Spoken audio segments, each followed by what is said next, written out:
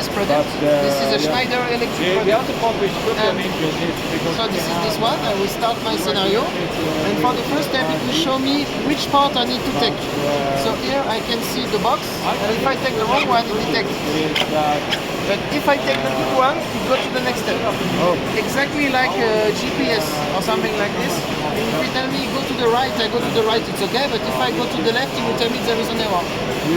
Here I need to put it like this. So if I put it on the wrong way, it will detect it and tell me the main part is upside down.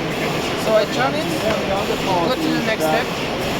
I need to take this part, and here for example I need to put it like this. So if I put it like 2 slots below, it will tell me the tag is 2 slots below.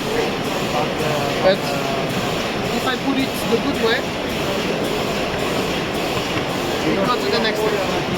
And I can do everything like this. At the end I have a report with everything inside, like how many time I took for each step, and I've got screenshots of what I've done. So here I can see the error I've made. This is when I put the part on the wrong side. Okay.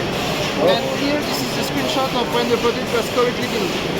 So I've got the proof on each step that the product had 0 default on it. So I'm sure that when you left the factory, no problem. Everything is okay.